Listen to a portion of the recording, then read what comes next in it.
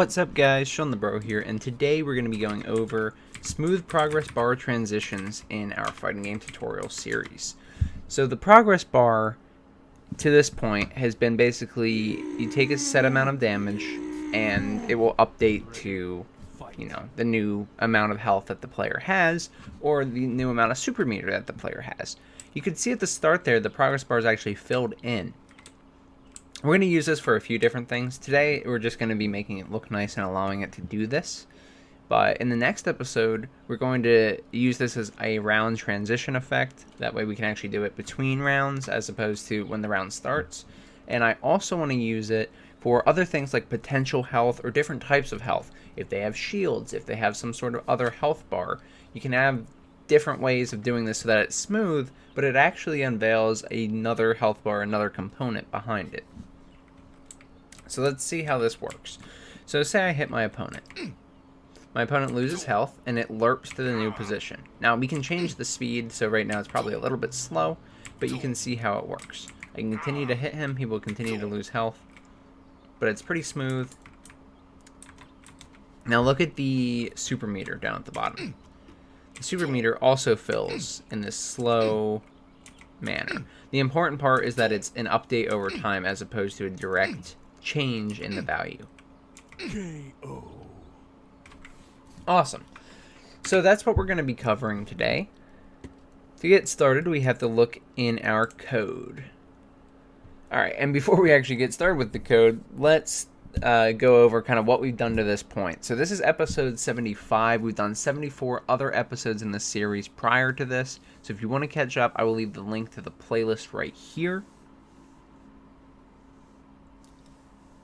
Otherwise, if you'd like to just see how we created our HUD and things like that and not watch the entire series, then I will leave this episode right here for you. Other than that, it is time to get started. So go to your fighter template character or your base character, whatever character all your other characters are going to be a child of. We are going to make some variables here. Now, we want to make a variable for our character's health, which we have. We want to make one for their max health as well. So max health is basically how much health the player can have at any given point. This is important because player health is our current value, and we're right now assuming it's off a scale of 1. But characters can have different health values, so we need some sort of max health variable in here that can be different for each character, and also that we can continuously reference. That way, whenever our characters are taking damage, they are still going off of the same amount. They're still going off that max health if we need to reference that in the future. And then it's the same with the super meter. The super meter amount does need to exist, right? This is the current amount of super meter that the character has, but they also need the max super meter, how much the max amount is or can be for that character, and that will also determine how much super meter a character needs to fully fill their bar.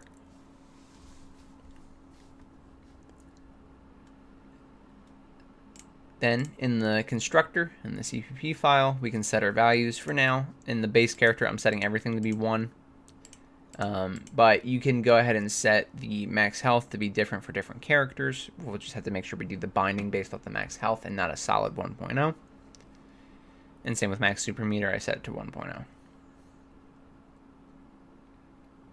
Now if we go to Unreal and we go to our base game mode HUD, or basically our HUD that our characters are going to be seeing, I haven't changed anything on any of these progress bars. There are some things you can do to change them to try and make them, fill up over time and different things like that. But I find it a lot easier to just do it on our own. Also worth noting, here's the percent. So the percent is 1.0, and it's bound to this. We could change this for the character, and I'll show you how to do that probably in the next episode on advanced health bars and advanced progress bars. But this is where we will be handling this. And now let's see everything we need to change.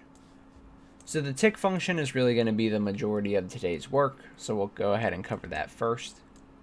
But we do have to go through and change all the bindings as well. So in the HUD, if you've been following the series directly, you won't have the event tick yet. If you do, you can just add everything I'm going to show you here onto it. But if not, right click, type event tick, and it will come up. And it'll create this little box right here. Now what we need to do is grab the variables from our players, being their health bars, their health, their max health, and their super meter and max super meter.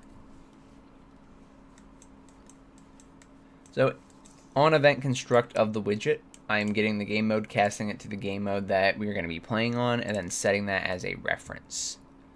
So it's a default game mode reference. You can drag off of the cast if you don't know what type exactly it is, and hit promote to variable, and you'll get this little node here. As long as you have the game mode reference, there's nothing else you have to change in any of the other events I have in here. We just need to go to event tick and make a few other variables. So we're going to use our game mode reference. We're going to get it. So you can type game mode reference, or just drag it from the side over here. And we're going to get each player. We're going to get player 1. And we're going to convert it to validated get, because we have this node here, but this doesn't look like that. This is just a regular get, and it doesn't check if it's null or invalid. So we can right click on it and convert to validated get, and only if it's valid do we want to set the variables for player 1. Otherwise we will have some issues. In fact, right here, where we're using player 1 to access player health, would cause a crash. So this is how you get the first 2 nodes I have here. After that, it should be pretty self-explanatory what's going on.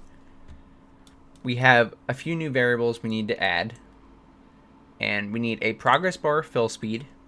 And this is just how fast we want our progress bar to fill, or how fast we want it to decrease. Basically, how fast we want the change or the rate of the progress bar to be. And then we have all of our percents. So we basically need a percent or some sort of tracker for every one that we have. That way we know where the progress bar is currently and can update. This is because we're going to be using a Lerp function to actually do this. So tick will call every frame and every update. And we're going to want to adjust this progress bar over time to go to the value that we want. So if we've taken, 8 points of damage, we need to just subtract 8 points over time, not all at once. That's the difference. So these percents are really just like where they're at currently on that Lerp. The value they're currently at on that Lerp, so that they know what they need to change to. So Lerp is linear interpolation. And what it does is it will go between point A and point B based on the alpha, like it says in this comment. And what that really means is it'll go from this is the source, this is the destination, and it will go at this rate. Okay? So let's cover this Lerp, and then the rest of the stuff in here should fall in line pretty easily. So make 5 floats, progress bar fill speed, and a percent for every meter. I have P1 health bar, P1 super meter, P2 health bar, P2 super meter. And we're going to just follow this along. Let's do player 1's health bar first. So we need P1 health bar percent. This is basically going to be where the progress bar is at. This is the source. Whoops. I don't know what is going on there. This is the source. And we need to drag off of player 1 and get their player health. This is the destination. Because we change the player's health as soon as they take damage. So say the source is 100 health, or 1.0, like a float in our case. Then the destination is the updated health. Since this is running on tick, when the health changes, the progress bar should also change. So say we have 80 health left, or 0.8, when dealing with the float. So now our destination is not the same as our percent, so the source will try to catch up and meet with the destination.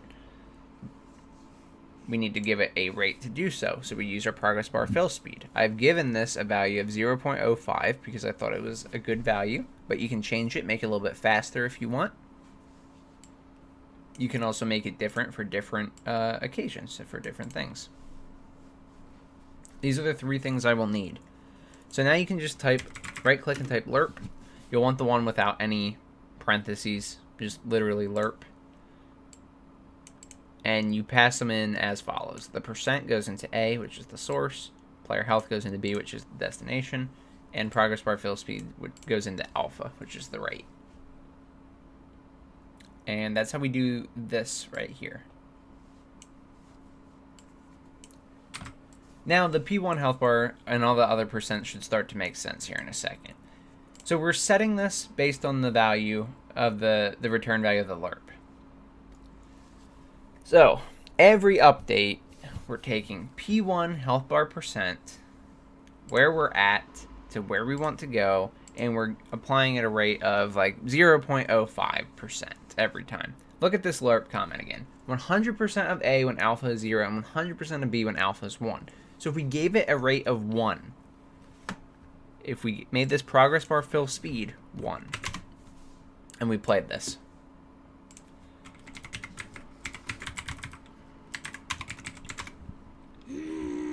you would see that when we deal damage, it's going to take it away instantly. It might take a tick to do it as opposed to just, you know, literally instantly. Like, it might wait till next tick, depending on when tick damage ended up landing. But you can see that, as far as our eyes can tell and as far as the game logic is done, this is what we had in the past. We were just straight up going to the destination, to the new health value. This applies that percentage over time. So, see how I had 0.05? It's going to do that 20 times, you know, 5% every single time of that to get there. But it is tick. You have 60 frames a second, so this is getting called quite a bit. However, you can tell that it is a process that happens over time. So there you go. That's how this is working. So this return value is the new value between the two. So, you know, if we had 100 health and we're going to 80, that's a difference of 20. Say our progress bar fill speed is 50, then, you know, cut 20 in half, and you would have 10. So there's a difference of 10 every time this happens. And technically, it actually gets slower toward the end based off the way Lerp works, but just think about it that way for now. So we're going to be setting this value. We're always going to set the percent value we use related to the Lerp where it was used, because this is our new source. This is the new spot we have to start with, and we have to still go to player health based off this speed. Okay? And we're going to do the same thing for every other percent. So it gets pretty easy from here on out. We're going to use our P1 supermeter percent here. We're going to use our supermeter amount instead of our player health from player 1. And we're going to give it the progress bar fill speed. And I set it here. Okay, so it does both of these in one operation. If player 1 is valid, it will always check the player 1 health bar percent and the player 1 supermeter percent. If it's not valid for whatever reason, if player 1 is not valid, you can still continue to player 2 and check that one. See what I'm doing here? And here is pretty simple. We just need to go, we need to convert player 2 to validated get. This player 2 comes from the game mode reference. We grab player 2 health bar percent. We still grab their player health, and we still grab progress bar fill speed, perform the Lerp, and set the health bar percent to the result. Then we use player 2 supermeter percent, grab the supermeter amount from player 2, progress bar fill speed, Lerp, and set it to the percent, or set it to the return value. Okay, and that's the event tick done, so that will make things look pretty nice when we're in place here, but we still need to fix our bindings up to make them work with what they should be now that we made a few changes. So you can go to all your bindings. If you're in your HUD, they are made as functions, and these are basically, if you haven't changed their names, they're the ones that are get health bar percent 0, get health bar 1% 0, get supermeter percent 0, get supermeter 2% 0. If you did not rename your progress bars, it'll be like get progress bar percent 0. And go into all 4 of them. Or if you have more meters, go into every one of them. And this is how they're going to look from here on out.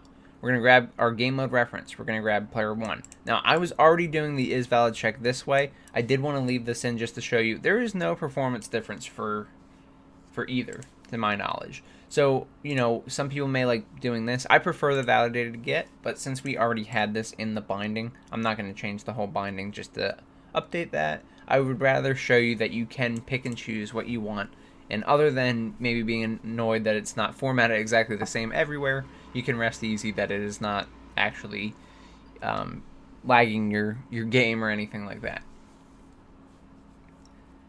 But for getting health bar percent, we actually want to grab our maximum health from player 1, because we want to know what the max health it was. We don't want to go off of 1.0 anymore. If our max health changes, our max health should be what we're using. But we also need to showcase the percent variable that we were using. Remember, that shows us where we're currently at. And since we're updating on tick, we need it to be represented on the progress bar. This is a case where we can't really avoid division, because one way or another we're going to need to divide. We're going to need to get the ratio of this. So we're going to take P1 health bar percent, divide it by our max health, and we're going to use that as the return value, only if this is valid. Otherwise, it just won't do anything. And this will always show how much health the character has left out of their total amount of health. Now, these other ones are easy. Basically, we do the same thing for player 2. We just make sure we grab P2 health bar percent, grab max health from them, divide, set it to the return value. Super meter, same thing really. We grab player 1, we grab P1 super meter percent, grab max super meter, divide the two, add it to the return value. And lastly, player 2, P2 super meter percent, max super meter, divide the two, put it to the return value. And at that point, you can change your values. You can change your maximum health, max super meter values. You can change your fill speed, and you'll see things are changing quite nicely to match up with how you kind of expect them to. And you can actually see them change over time now. Again, this will be useful for things like potential damage and other things like that. So in the next episode, we will be covering a lot more mechanics related around those features.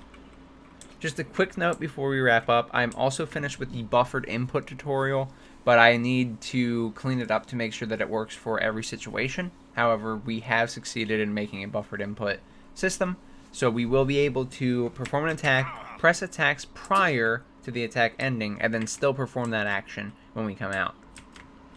And it is going to make some adjustments to the way we do our animation blueprint and reset our variables in there. But other than that, it should be pretty smooth sailing. So anyway, guys, thank you so much for watching. I'm Shawnthebro. If you enjoyed this video and I taught you about, smooth progress bars, please subscribe. It does more for me in the channel than anything else, and it encourages me to keep making more videos. I want to give a huge shout out to my Patreon and YouTube membership subscribers and supporters.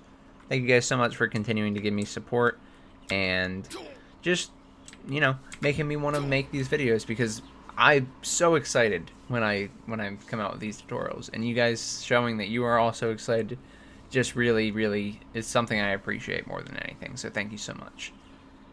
If you had any issues with this tutorial or any of my tutorials, feel free to join the Discord community. We'll be happy to help you out and get you sorted with anything that was giving you trouble.